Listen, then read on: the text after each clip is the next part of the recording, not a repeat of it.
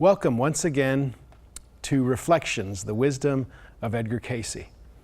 And today we have the special honor, the special guest, Mary Roach, who many of you know, you've received readings from. She's been a resident of Virginia Beach now for about 25 years. She's been giving psychic readings for about 30 years. She's a popular speaker in the area as well. She's going to be at a conference coming up in November on psychic development. She's also a graduate of Atlantic University, where she did her thesis on consciousness.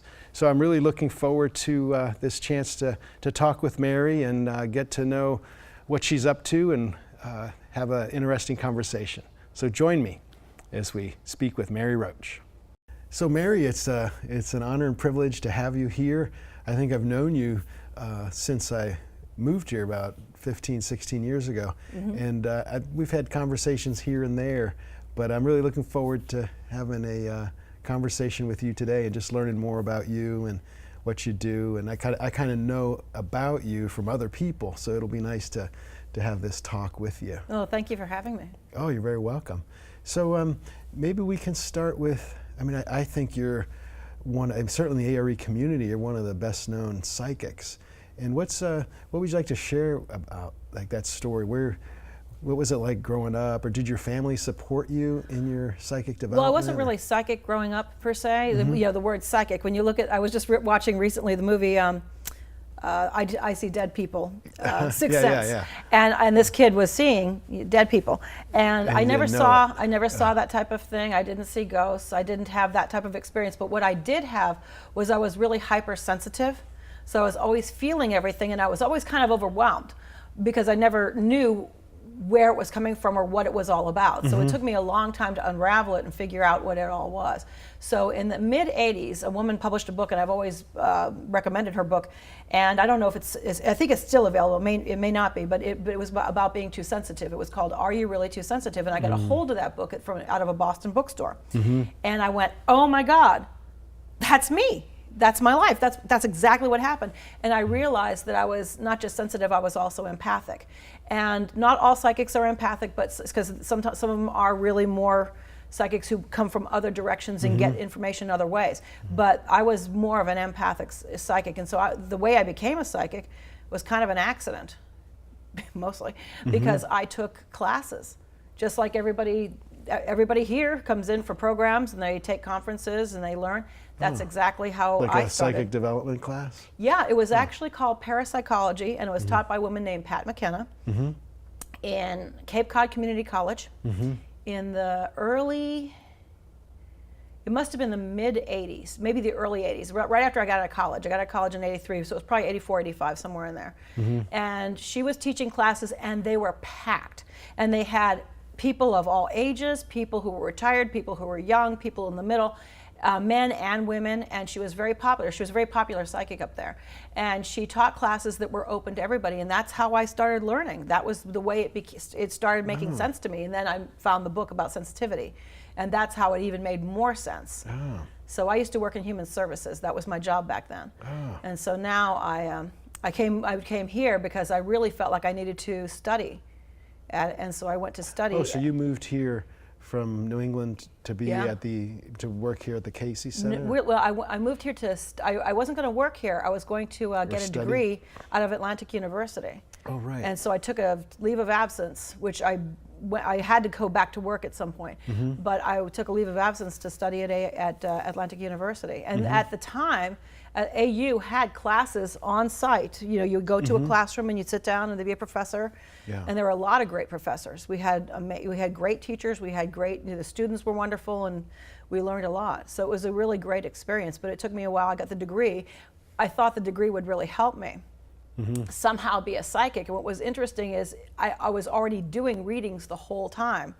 So I was already becoming a psychic. I was already working and becoming more and more tuned in and getting more and more complicated cases and people and conditions. And it really evolved on its own. But that was the interesting thing, is I thought the degree would be helpful, and it was very helpful. It really dovetailed. The degree really dovetailed with the work, because it was a transpersonal psychology master's. Oh. So it made sense, and it was something that helped frame up everything I was doing. It helped everything make sense. Now, were you doing readings before that, or did you start doing readings after the course? No, I was doing readings in the 80s. Oh, okay. Yeah, I was doing readings in the 80s, but I still had a job. I still had a job. I still had to go to work. I would do parties in New Hampshire, or do parties in Vermont, that type of thing. And I had people in between my work. I had some theater friends, and we did a lot of theater up there. And theater people were getting readings sometimes, and they would be very interested in, when am I going to get the next part? When am I going to meet somebody? And so what I found was all the theater people, I could teach them to do readings. Some of them took to it pretty well because they were creative. So they were open and they were innovative, so they would be able to take it pretty easily and learn how to do it a little bit better. So when you came here to study at AU, were you thinking that when you graduated you'd go back to New England? That's what I figured. That's what I figured. But then Kevin came along and changed your plans? Yeah, well, I went back, and then I had to go back to work, and it was just the end of an era, and I ended up coming back down here, and I just quit the job because it was time to leave, and I came back down here, and I met Kevin at it was the 1992 Psychic Development Conference, and Carol Ann Lieros and Henry Reed were teaching, and they taught it in '91 as well. Yeah. So I was a guest psychic. I wasn't teaching. I was a psychic that did the readings. In '92, they did the same thing. They did that for a few years. They did that for quite a few years. And then Kevin tells a charming story about how he had an intuitive guidance to go and talk with you. Do you know that story? Yeah. He said I've heard it. I've heard it. Yeah, he said some woman told him to go speak to me. Yeah, I heard it in his ear, right? It was just and that's the other kind of psychicness. Sometimes people have these direct type of experiences where they just instantly get this direction to do something, and they're not schizophrenic. They're actually really getting an intuitive guidance. Direction, and so he went and did talk to me. But what was interesting is I was kind of nervous meeting him because he was the director of everything at the time. He was the director of conferences and the director of you name it. He still is. Yeah. That kept going. But he was the director, and I thought that he was going to be testing the psychics. It's like make sure they're up to par. And I knew my scores were good in the first conference, but I thought maybe he was making sure that I wasn't flaky or somehow. Not good at my work. So I thought he was sort of testing me a little bit. But it turned out he actually just wanted a reading. So that was kind of funny. So that's how you guys met. That was how we met. And other people got us together. So that was kind of funny. Oh. So that was interesting. But yeah, that's basically how. But I did work when I first moved here. I did apply for a lot of jobs in human services, and I did not get very much. As a matter of fact, I would get great interviews, and I never got anything. And that's how I found out. That's my favorite topic is really life purpose and life mission, because I kept saying, what am I here to do? What am I supposed to be doing? What am I supposed to be doing? I'm wandering around. I don't have a job. People keep asking for readings. What am I supposed to be doing? And it didn't make any sense to me. I've got to get a job. And I kept applying, and I had, these missing qualifications. I wouldn't have a master's degree at the time. I didn't have one, and even now, and the degree I have isn't probably what they were looking for. And I hadn't worked for the state. There were different kinds of weird qualifications. I had these great conversations, and I didn't get hired. And so I kept thinking, what is the deal? And I think that's one of the things that's good to teach in the conference is sometimes when you keep trying and something's not working, to look around and see what's going on. Right. So I finally asked for a dream. And I had done readings for years, and I kept getting people calling, and they were just coming in, and I kept saying, this is a temporary thing, and this is kind of interesting, but I can't keep this up forever. And Kevin said, why don't you ask for a dream? And I didn't always remember my dreams. And I had this dream, and this is I think in '94, but I remember it pretty vividly. I was in a school, and the janitors were all cleaning up before Christmas, and they had these big piles of dirt that they were, with these big push brooms that they were pushing around, and they had all dispersed and gone someplace else. And in the middle of the pile of dirt was a golden Eye of Horus, if you've ever seen the Eye of Horus. Yeah. And it was a big piece like this, and I thought, well, are they just going to leave that on the floor? And I went and picked it up, and I went looking to all these different rooms, to the janitors, like, do you guys want this? Do you want this? Who? And I couldn't find them. And so I said, I guess this is mine. And then I woke up. And I realized that that was the Eye of Horus stands for intuition and insight and that sort of thing, third eye. Yeah, so it's attunement, it's alignment with spirit, it's that type of thing. So I was like, oh, so that's when it finally dawned on me. Maybe I'm doing what I should be doing. So that was a kind of a landmark moment where it kind of came together. So I stopped looking for jobs. I stopped trying to figure out what I was supposed to do, and I just kept doing readings. So that helped you kind of get clarity that you're on the right path. Now, how about how do you divide your time now? I mean, I know you're a wife, a mother, and I know you do readings, and then you also do teaching, and do you do any writing as well? I'm going to work on something. I haven't finished. I wrote a thesis for Atlantic University that I thought I could take some of the things that we had talked about in the thesis and expand it into a book. I haven't written it because at the time when I was thinking about this, my son was really young. And now he's 14 and he doesn't need me. Now he says, see you, Mom, I'm going to the bus stop, stay home. Don't come out, don't take the dog out. I know you're watching me. And so now I think that my job has changed a bit with him. So now I think I have time to write something, but I do readings a few days a week, and then I do teaching when it comes up, and I do some traveling and teaching, some of that. So you liking the rhythm that you have with all these different tasks? I think that the writing would be kind of fun. I think that could be really fun. I think that could really go someplace where it would be really interesting, and I could learn something. I like when I learn something. Yeah. And so I think there's a lot of things that come through, because being in that deep state of writing would be like being in the deeper state of doing a reading. It would be similar. Ah, I see. I think it would be similar. Now I know that you have a conference coming up that you're part of. Was an intuitive development conference in November. Yeah. It's November 11th, actually. Yeah. Yeah. What are your thoughts about that? It's a whole weekend. Yeah. And I think it's a holiday weekend. I think that's going to be teaching intuition, but the way I'm looking to do it is more about helping you find your purpose, or helping you find the direction you can, the best use of intuition for you, because everybody has a skill. And so, for example, if a veterinarian uses their intuition in their job, it's really going to help the people who come in with their dogs or cats. Right. And so everybody has certain skills, and so it's a matter of everybody's intuitive, everybody can use it. They have to find out how they can best hear or see or feel or sense or know information. I see. So everybody has different ways that they receive kind of intuitive guidance, and so your class is to try to open people up to these whatever channel they're receiving from. Yeah, and a lot of people can do more than one. There's a lot of people, for example, artistic people, creative people, they tend to be seers. They tend to have a lot of visuals. If you say close your eyes and imagine, they have no problem with it. Other people, they're much more into feeling, like they'll get it in their gut. They'll say, oh, I don't feel good about this. I don't feel good about that. I don't know why, I just don't feel right, or I feel sick. That type of thing. So there's different styles for different people. So they've got to find their style, and that's what we do. We have to spend a little time talking about that. Not a lot, but a little bit.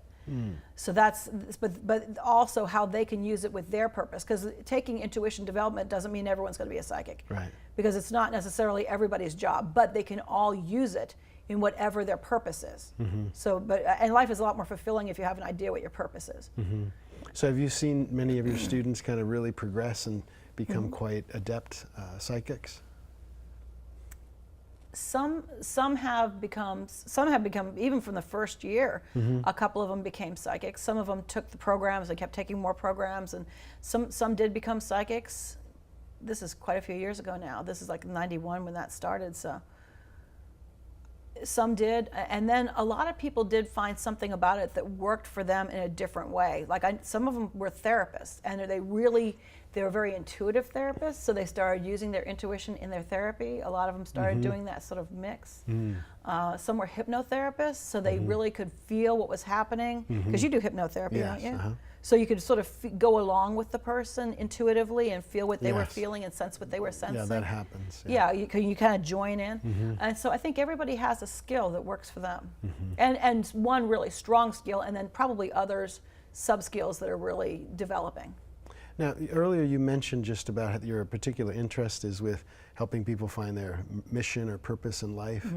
Can you say a little bit more about what that process is like how you guide people in that process? Well, in a reading, if people ask about it, it's good to look at where they are in life. Like if you're reading a person who's 56, they're in a different place than a person who's 32 or 21 or whatever. You know, that it goes on and on. And there's always purpose, and that's what I found. There's always a purpose, and there's always something to learn. But I think part of what's good is to look at two elements. One element is in the things that were difficult or painful or stressful, the learning experiences, so we call them like life lessons, things we didn't really want or ask for, to look for the wisdom that you learned from those experiences. So you start with looking at the challenges they've had to face? No, I don't start with it, but it does often come up, because that's sometimes why people will ask for things, because I don't divide it into two different things, but it does evolve, because sometimes something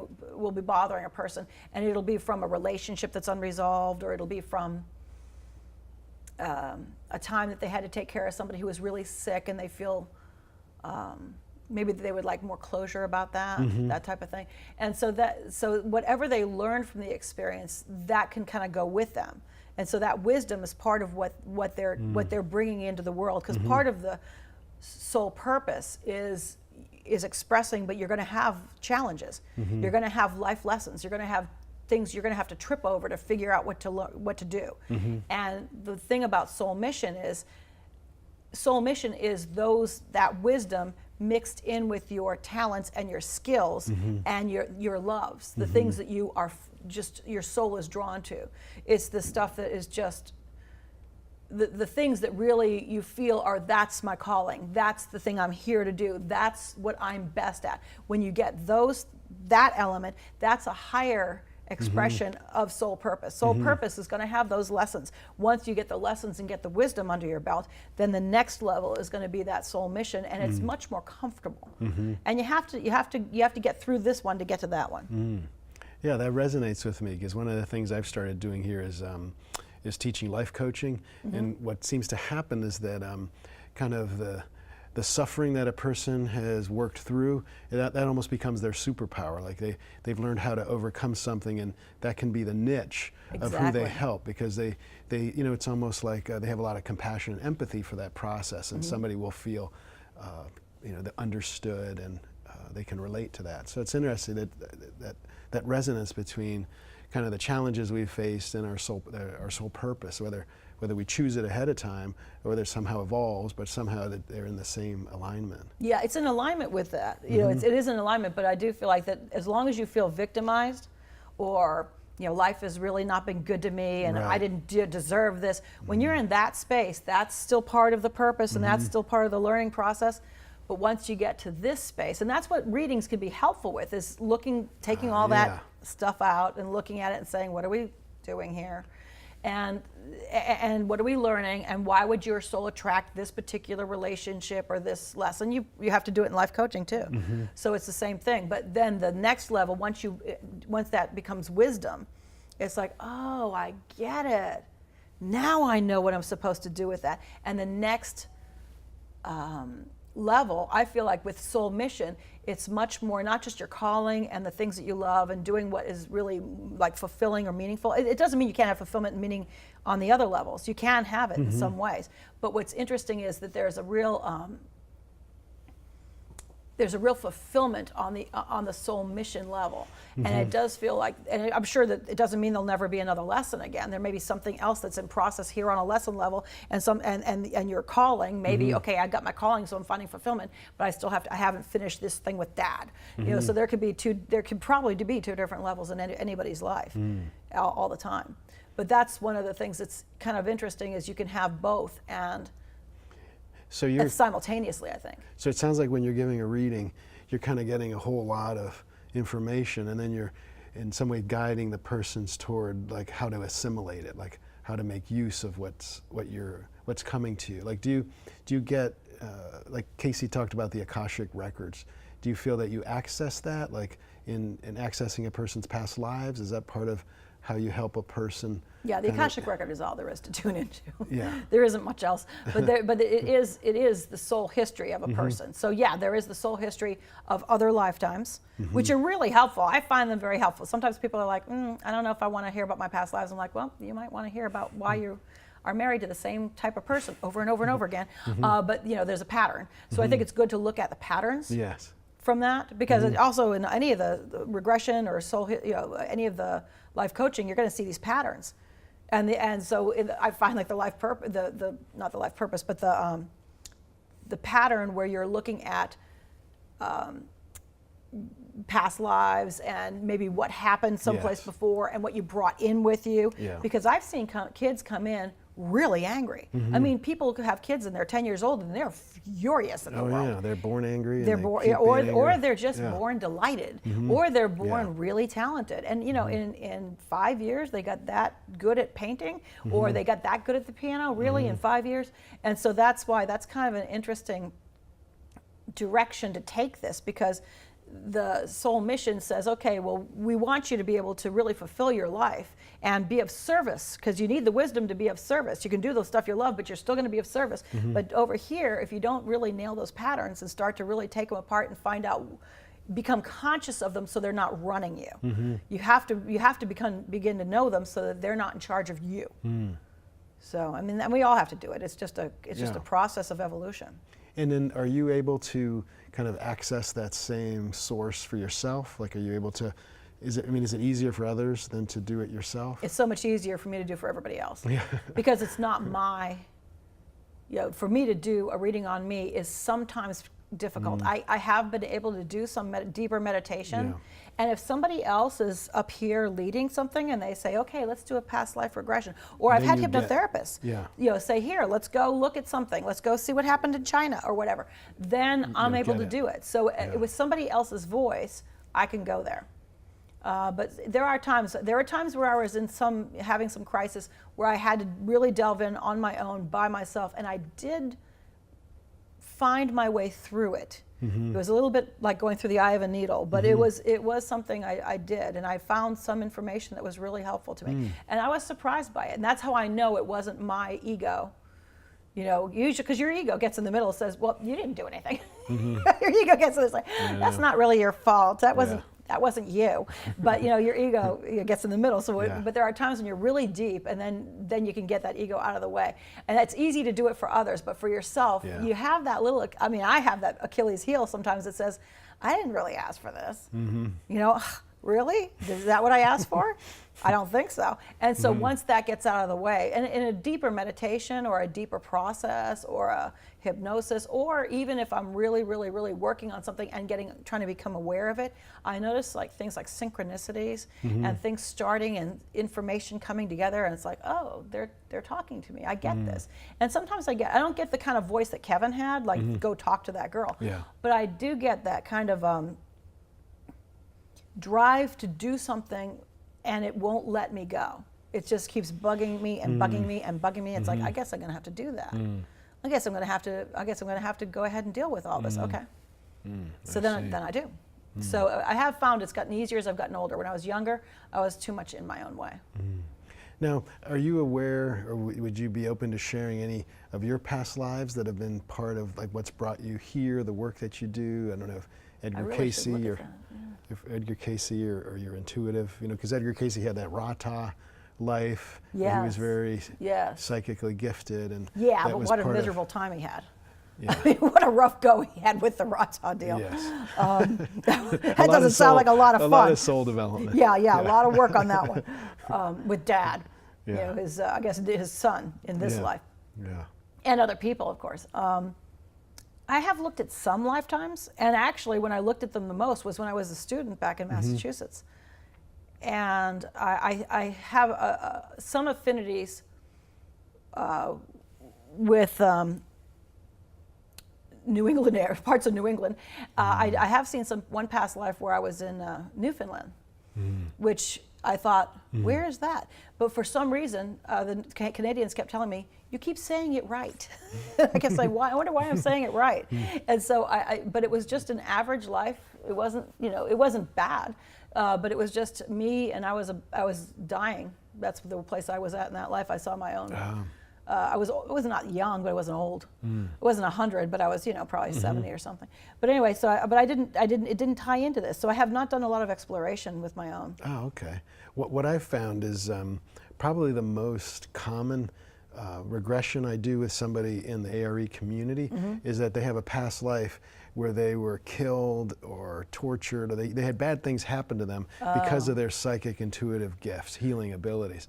And they're bringing in this life a kind of, they're kind of suppressing it, and it's almost like they have an unconscious kind of withholding. And so part of the soul development is for them to realize this is a new time, and they can start to express those Well, gifts. that's helpful, because actually all the people taking the class in November, if they do have a block, that's usually it. It's usually the church.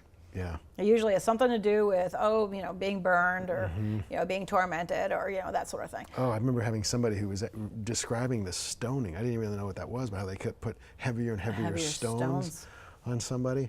And then the church, or they said that if they died, it meant they were pure. But if they lived, that means they're a witch. It's like the witch duck road. If they duck the witch and they keep her under the water and she drowns, she's innocent. That's right. I know. It's like really? You're gonna lose one way or the other. Yeah, the system is rigged, ladies. The system is rigged. But for the men too, because they went after plenty of men, and a lot of them had money. And once the man was found, once the male or the female, once they were found guilty of witchcraft, they were forfeiting all their assets to the town, or to the king, or to whoever. It depends where they were. If they were in America, or if they were in England, or Germany, or some of the other countries, because a lot of countries participated in this. Yeah. Spanish Inquisition. And we see that history, repeating itself, unfortunately, with some of this stuff. Yeah, I think I had something that was like that. Similar to that, and I do believe that I died before they were able to really finish me off. Yeah. So I had some person help me die before they actually were able to kill me themselves. So it was kind of an interesting experience. But it is interesting, because I think that's why psychics, some of them are great with being public. I've never been as great, like down here particularly, I don't tell people at the nail salon what I do. Yeah. I don't spend a lot of time talking about it. I think I will talk about it with you, because it's appropriate setting, but I don't talk about it outside of this. I won't go to the school certainly and say, oh yeah, this is what I do, I'm Mary. I don't do that, because I don't feel that the attention, particularly in some parts of the South, it still has, sometimes there's still a reaction from some people. It's getting less and less. In the last 20 years, it has certainly diminished a great deal. So it is certainly changing a lot. Well, there's in Cayce's readings, he talked about how avoiding fame was a sign of a high soul that just kind of didn't want to, avoided that kind of well, situation. They also probably didn't want to be ducked in the river either. Didn't want to be called a witch, or didn't want to be pressed with the rocks. But there may be an aspect of yourself that's kind of wanting to, operating best a little bit in anonymity. I mean, we think about Edgar Cayce. It was kind of his fame that did him in. He was doing fine until that best-selling There's a River came out, and the magazines came out. He just started overdoing the readings. Yeah. And that's what and got people him. were desperate, and World War II was a tough time. And everybody wanted to know how their kid was doing, because they were someplace in Europe, or in the on the Pacific, and I mean, I'm sure he couldn't possibly answer all the calls and all the readings he got. And that, I think he felt a responsibility to answer as many people as he could. Oh, he certainly did, yeah. And But it killed him. his Christian ideal of giving his life for his friends, I think that's what he followed. Yeah. But how about he was the real deal, though. He was. Oh, without a doubt. But it was also not an easy life. I'm sure people will say, "Oh, he'll come back and he'll be a psychic." I thought, "Oh, I don't think so." I'm pretty sure he wants to do something a little bit less dangerous for his mind, for his life. Maybe something that has a little bit more livelihood in it, or a little bit more.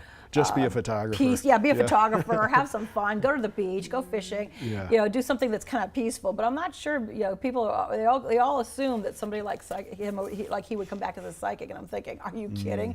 He's gone pretty far. You'd want another path. Well, it wasn't an easy path, and it's an easy path to get to screw up. Yeah. Because he did have that life as, was it Bainbridge? Bainbridge, yeah. Where he kind of messed around, he He was a riverboat gambler. Yeah, he was a colorful character. He could see the cards, and he seduced women like crazy. And he certainly had fun. Yeah. But he fell. had his fun. His consciousness Then this fell. lifetime he sort of made up for that. Yeah. So yeah, but there's you just never want to take it that far. You want to enjoy it. Now, how about you? How do you take care of yourself? Like, what have you found that you need to do?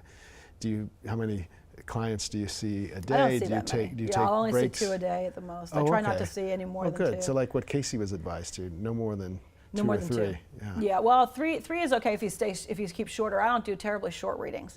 My readings are probably an hour and a half, hour and 45 minutes, so they're longer. So it's harder. 2 is pretty much. And max. then do you take a break the next day off? And then, Yeah, the next day will be off because a lot of times if I do it back to back, I'm really not with it, and I got to drive. Yeah. So I think everybody would be happier if I just was more with it. And then but just every other day is okay. Every other day is sort of a schedule that works. And so I know there's people who've got more stamina than I do, but I always want to keep a balance because I really always had other interests and I always wanted to do other things too. So trying to find balances. And I think everybody's looking for balance. I think there is really a real need now for balance for people. And to find things that they don't want to work for the rest of their lives. There's a different set of values coming in. People want to enjoy their lives. So I think there is, I'm not the only one looking for it. I think everybody is sort of open to that. A lot of people are. Well, how do you see the influences of the New Age coming in your work and in the people that you're working with? What do you? Is there anything you're seeing change or evolve in the New Age? Well, it's really different. You've probably seen it too. Because in the 80s, the readings were kind of easy. And I won't say easy like they were just simple. But if a person had a problem, they had one problem, and they said, okay, well, I'm going through a divorce, or I really do not like my boss, or I'm really having problems with my job. So there was something that they were going through that was maybe one thing, maybe some other minor thing. Oh, I'm worried about this child a little bit, but I think it's okay, but just check on this. So readings were a little bit different. Then we hit 87. And 87 started this shift in vibration, which is what ended up sending me to Atlantic University to get a degree, because I thought I'm not qualified for this. Because I started getting people with some intense problems that I wasn't a psychologist. I wasn't going to see people over and over again, but I didn't want to see people over and over. I wanted to see them once, or see you next year, or see you 10 years from now. But the problems just accelerated, and people would come in and they say, well, I found out I've got breast cancer, and my husband just left, and we've lost our house. And so it would be like this triple threat of things that completely devastated their lives. And you certainly could do a reading because you're really looking at the person going through what is basically a death and a rebirth. And there's only, that would be like one person a year, maybe 2, maybe 3. And in 87 there was more and more of them. And there was a few all through the 90s. There were some years there were a lot of that. There were some years there was a little bit less, but there was always a lot of change. And we hit, I guess it was 2014. Or 15, I'm not sure. The years are getting a little jumbled up. But we hit those years where all of a sudden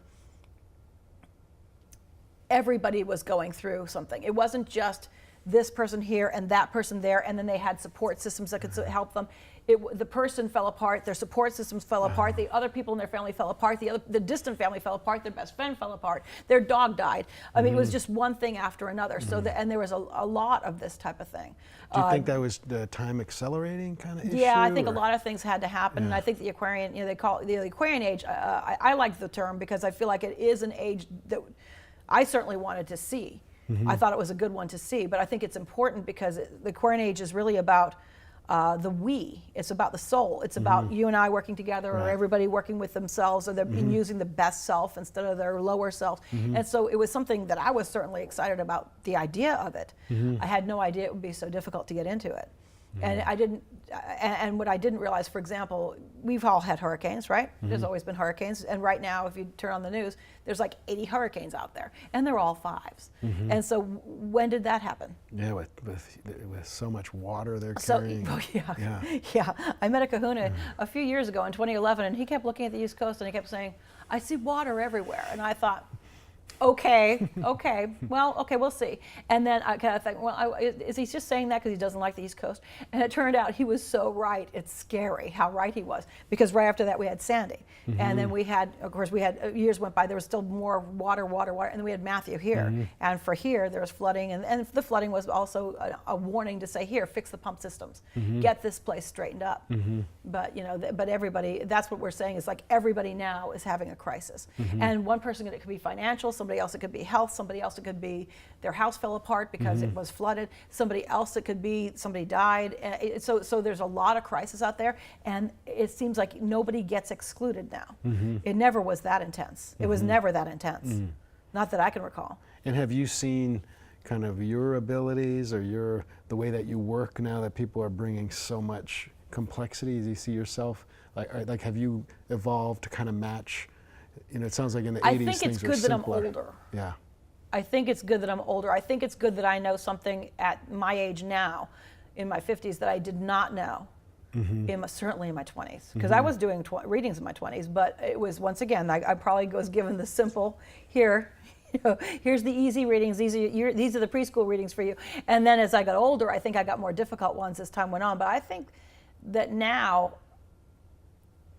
I think I've changed enough where I have enough, I guess you could say faith, but I have enough belief that good things are going to happen to people in spite of the fact that really difficult, painful, suffering, difficulties are, awful things are happening, yes. But I also have enough faith that something amazing can come out of it too.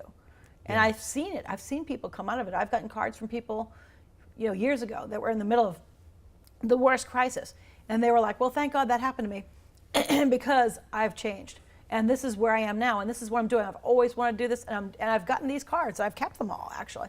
I don't know if I'll keep them forever, because they're getting, this kind of feedback where people say, I've turned out happy, and when you saw me last, I was so unhappy. And so, that's really, I think it's good that I'm not a kid, and I think that's the same as. So you've kind of matured as the times have required it. And I had the experience, because I've been doing the readings for 30 years now. Yeah. The way that I see it, the way that I put it, is that karma is on sale. It's just like, it's like you can do 5 lifetimes of karma work in this life.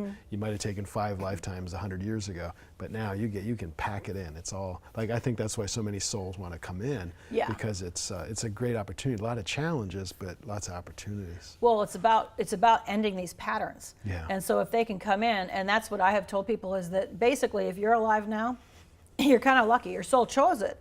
If you were born in the 19 whatever, and some people were born in the 2000s, but this is really more. The people I'm seeing are more born in the 1900 somethings, and they're still here now, or they, or even if they've left, they went through some of this too.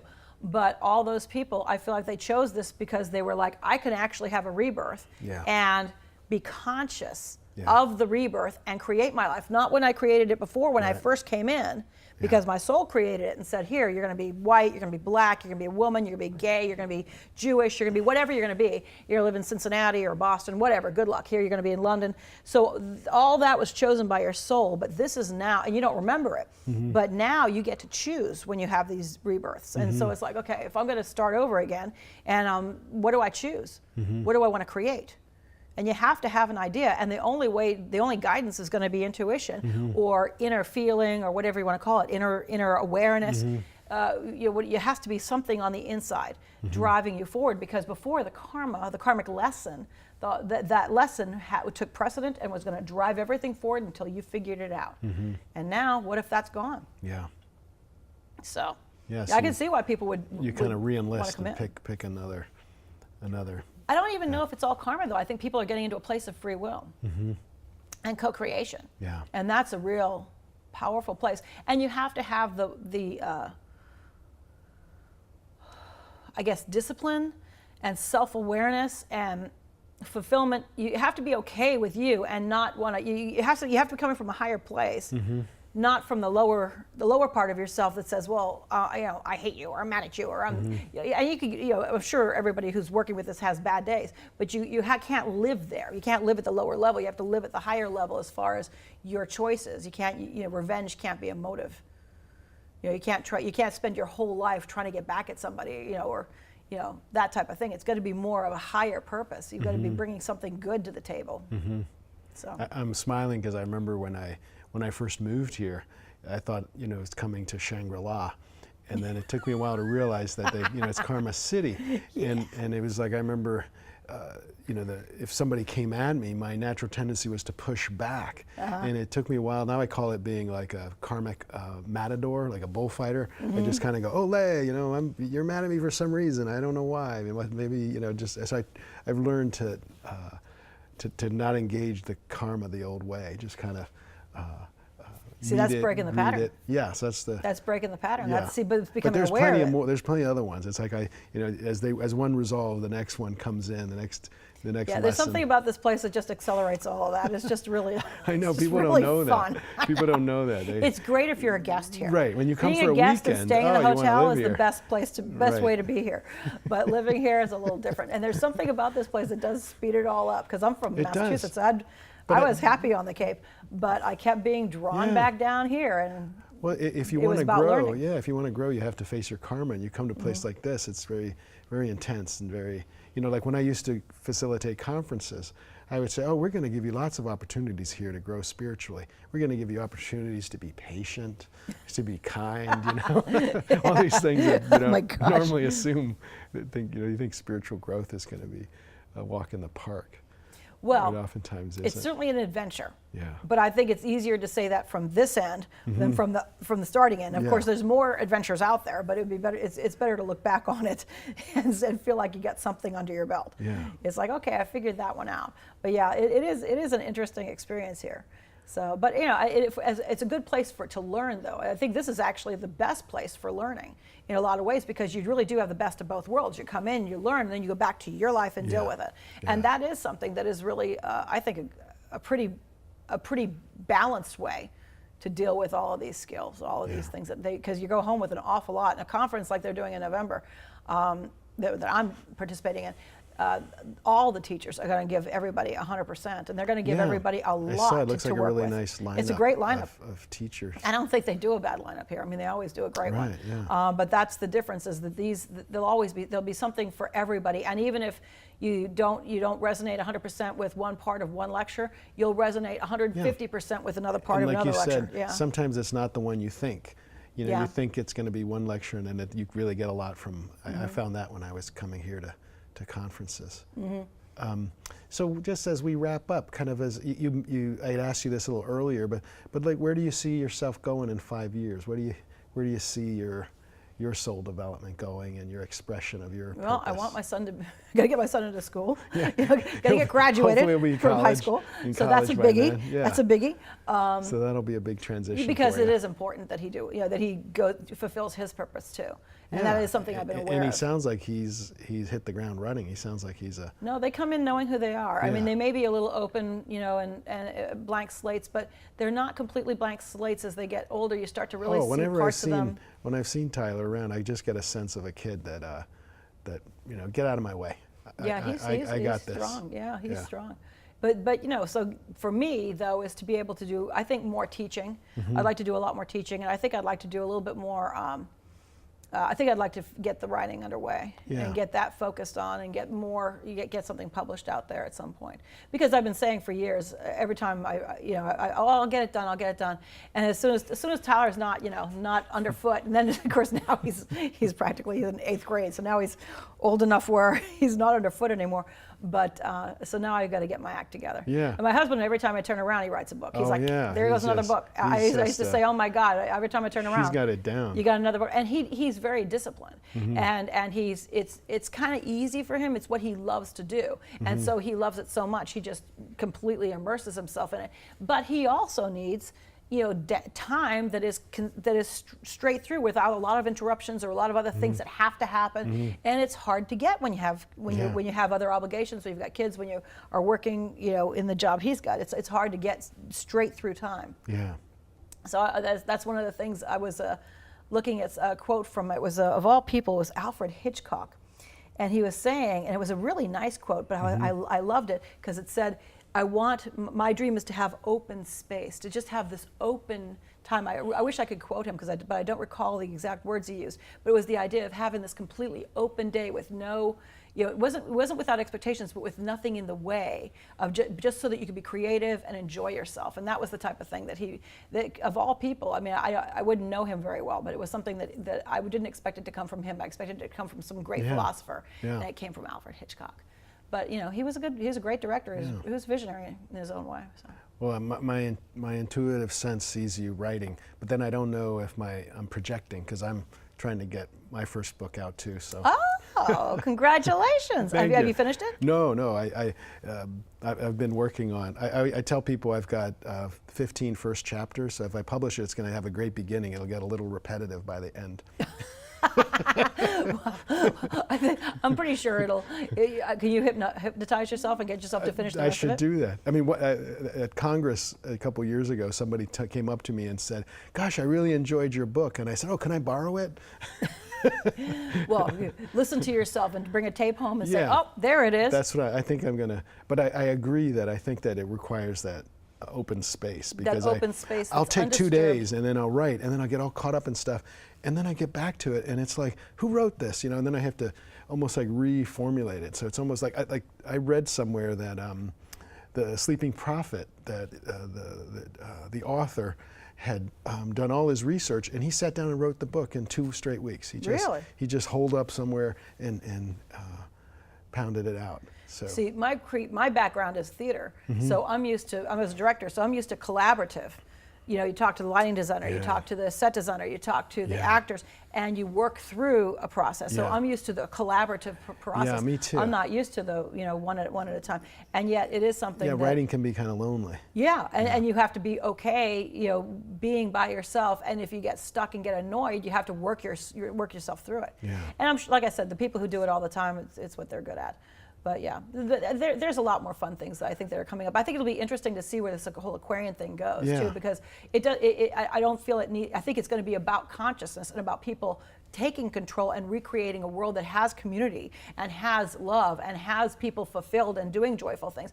That would be really interesting to see. I realize it's a work in progress. It's not really 100% out there yet, tomorrow. but that's something that I think it's worth shooting for. And if the more people who find their direction, find their purpose, find out what they're here for, find fulfillment, make peace with some of the old things that they came in to work with, they get on that ride. And once they're on that ride, their life can get really, really good. And I do feel like life was meant to be good.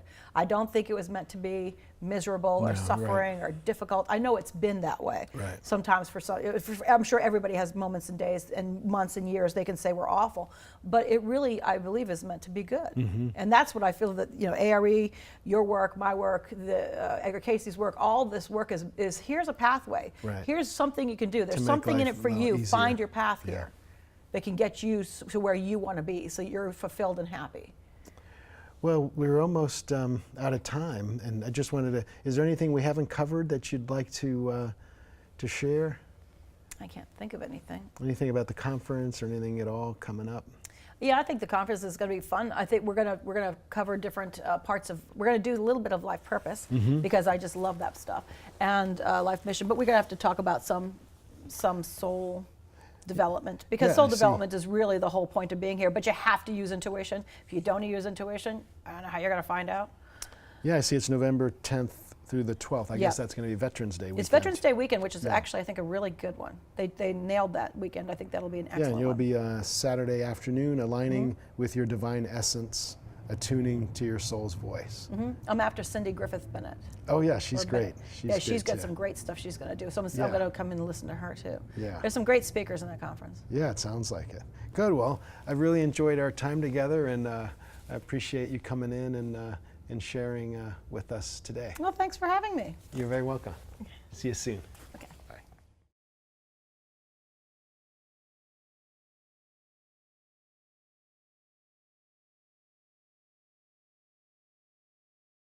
Hello and welcome once again to the Thought for the Day. And we have Pat Belisle standing by. Hey Pat, how are you? I'm very well, Peter. I hope you are. Yes, and what's our thought for the day? We have another Edgar Cayce reading. This one is reading 1599-1. It says, For until you are willing to lose yourself in service, you may not indeed know that peace which he has promised to give to all. So there you go, man. We got to lose our ego self in service, where the other person's needs are seen as important as our own. You remember that mantra that Cayce said Jesus walked around all day saying in his own mind, others, Lord, others. Yes. And that's the trick to us getting outside of our own ego, thinking about the needs of others. Yes. Yeah, I think that we're really fortunate in that I think the two of us and many of us here at the A.R.E. that we do enjoy helping others. And it's good to know that I guess there's some levels of consciousness where it's almost like more self-serving. And I think that's as we evolve, seeing the smile on someone or knowing that you've helped someone can be so, I don't know how to say it, so boosting. Gratifying. So gratifying, that's a good word. Yeah, you bet. Yeah. No, I'm with you, absolutely. And for me, I grew up Catholic, and service was a big part of what we were told to do as Catholics. But the part that I love about Edgar Cayce in the readings is that he basically says that we need to serve with joy. Yes. It needs to be really an internal, genuine motivation to be of service, and not just an obligation or an expectation. So yes. That's one spin that I would throw in on this particular thought of the day, is to go out and serve with joy. Yes. I grew up also, my parents had a mission, statement, and it was about that we're here to help others. But as I grew up, it almost felt like it was like a heavy burden, like there wasn't really a choice involved. And then I remember a mentor kind of helping me kind of let that go for a little while. And then I got into theater, and as I explored other options, I came back to doing social work and service work, but it felt very different, that it was a choice rather than something that was I had to do. And that made a big difference, that the feeling that I had that power of choice. You better believe it. Yeah. Well, let's you and I and all the people watching this go out and be of joyful service today. What do you say? Sounds good. All right, man. All right. Take care. Thanks so much. You too. Bye-bye. All right. Bye-bye.